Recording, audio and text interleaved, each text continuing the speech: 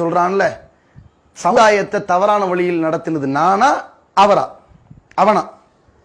இந்த ஜிகாது விஷயத்துல தவறா மக்களை குழப்பி பலரையும் சிறையில் அடைத்தவன் யார்? பலரையும் துரோகம் செஞ்சவன் யார்? பல குடும்பத்தினுடைய பதுவாவுக்கு காரணமானவன் யார்? ஒவ்வொன்னா தோலுரிப்பேன், விவாதத்தில் தோலுரிப்பேன். சாம்பிளுக்கு சொல்றேன். 1995 பம்பாய் படம் வருது, சினிமா படம். அந்த பம்பாய் படம் வெளிவந்த நேரத்தில் மணிரத்னம் இயக்குனர் மணிரத்னம் அலுவலகம் அங்கே வெடிகுண்டு வைத்து தகர்க்கப்படுது. அந்த குண்டு வைக்க ஆள் அனுப்பியவன் பிஜே. உண்மையா பொய்யா? அங்க வந்து நீ சொல்லணும் இதெல்லாம். அடுத்து 1994 அக்டோபர் மாசம் இந்து முன்னணியினுடைய பிரமுகர் ராஜகோபாலனை படுகொலை செய்வதற்கு ஆள் அனுப்பியவன் பிஜே. அங்க நீ வந்து சொல்லணும் இதெல்லாம், மறுக்கணும் நீ. 1995 சுகமான சுமைன்னு ஒரு படத்தை பார்த்துருக்காங்க. இந்த படத்தை பார்த்துட்டு அதுல வர்ற காட்சி மாதிரி ஒரு ஐடியாவை நாகூர்ல தேடப்படுகிற ஒரு நபர்கிட்ட சொல்லி, நீங்க பகவத்கீதைக்குள்ள ஒரு பாம் மாதிரி செட் பண்ணி அதை வந்து என்ன செய்யுங்க, நாகூர்ல முத்துகிருஷ்ணன் ஒருத்தர் இருக்காரு, அந்த இந்து முன்னிக்காரன், அவருடைய வீட்டில் போய் கொடுத்துருங்க.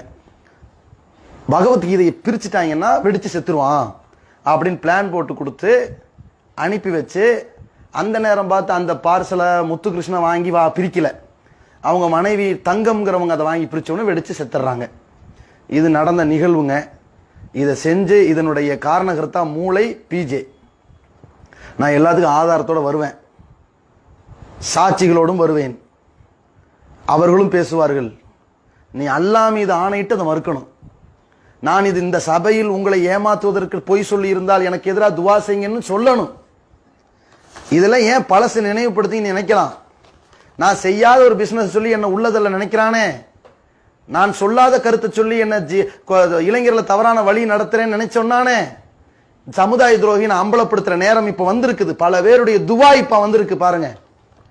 சங்கராச்சாரியார் காலில் இவன் விழுந்திருக்கிறான். காலில்னா போய் சந்திச்சிருப்பான், காலில் விழுவேன் நாளைக்கு மாத்திருப்பான். சங்கராச்சாரியரை 2 வாட்டி இவன் சந்திச்சிருக்கிறான். இவன் சந்தித்து இவன் மீது காவல்துறை, உளவுத்துறை, மத்தியில் உள்ள அதிகாரிகள் வந்து நடவடிக்கை எடுக்கக்கூடாதுங்கிறதுக்கு அமித்ஷாவை தொடர்பு படுத்தி இவன் சில உதவிகளை பெற்றிருக்கிறான். சொன்னவர் இலாஹி. எல்லாத்தையும் நான் போடுவேன். அடுத்து இவன் காரைக்காலில் இமாம் அலியை வைத்து இளைஞர்களை அழைத்து ரகசிய கூட்டம் போட்டு குண்டு வைக்க வேண்டும், அங்க குண்டு வைங்க, இந்த ஹோட்டல்ல குண்டு வைங்க, இங்க குண்டு வைங்க, இவன் முர்த்ததா போயிட்டான், இஸ்லாத்தின் வெளியேறிட்டான், அவன்கிட்ட குண்டு வைங்க, இவன் பொம்பளை சோக்குல தெரியறான், இவன்கிட்ட குண்டு வைங்க என்றெல்லாம் சொல்லியும் விட்டு, இதெல்லாம் 95கள்ல. இதுல யாராவது பிடிபட்டீர்களானால் இதான் பையத்தை என்ன செய்யணும்? பிடிபட்டா எங்களை பழனி பாபா அனுப்பி வச்சாருன்னு சொல்லிருங்க. ஏண்டா பாவி, நீ யாரு? நீ மார்க்கத்தை வைத்துக் கொண்டு ஒரு வியாபாரி என்ன பண்ணிருக்கிற? செய்யறதையெல்லாம் செய்ய தூண்டுறது ஒரு ஆளை, அதை நான் தான் தூண்டேன்னு சொன்னா தியாகி ஆயிருவனி. அதையும் செய்யாம பழனி பாபா செய்ய தூண்டினார்னு போட்டு கொடுத்தியா இல்லையா?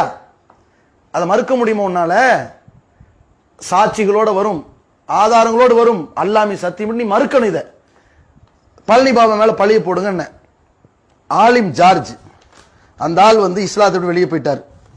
அதனால பல பெண்களோட வாழ்ந்துட்டு இருக்காரு. அதான் ஆலிம் ஜார்ஜ், கிறிஸ்துவ மதத்துக்கு போயிட்டான். அந்த ஆள் நாகூர்ல அவனை போய் சந்திச்சு பக்கத்துல வீடு பிடிச்சு வேவு பார்த்து அவன் வீட்டில் போய் தாக்குதல் நடத்தி அவனை குத்த போன நேரத்தில் இந்த இளைஞர்கள் வந்து இவனால் அனுப்பி வைக்கப்பட்ட இளைஞர்கள் அவங்க மனைவியை குத்தி அவங்க மனைவி இறந்துட்டாங்க. இதெல்லாம் 94 95 நடந்த சம்பவங்க. இறந்துடுறாங்க. பக்கத்தில் இருக்கிற இன்னொரு பொம்பளை மேலையும் கத்திப்பட்டுருது, ஒரு சின்ன பிள்ளை மேலையும் கத்திப்பட்டுருது. ஓடுறாங்க, திருடன் எல்லாரும் விரட்டிட்டு ஓட பிடிச்சி உள்ள வச்சிட்டாங்க. இந்த ஆள் அனுப்புனது நீ தானே?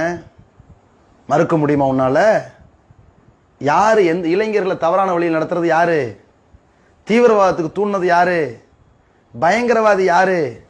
இந்த குண்டுகள்லாம் உனக்கு வந்தது எப்படி? நீ போலீஸ்ட இன்ஃபார்மரா மாறினதுனால தானே உனக்கு இத்தனை நாள் விட்டு வச்சிருக்கிறாங்க.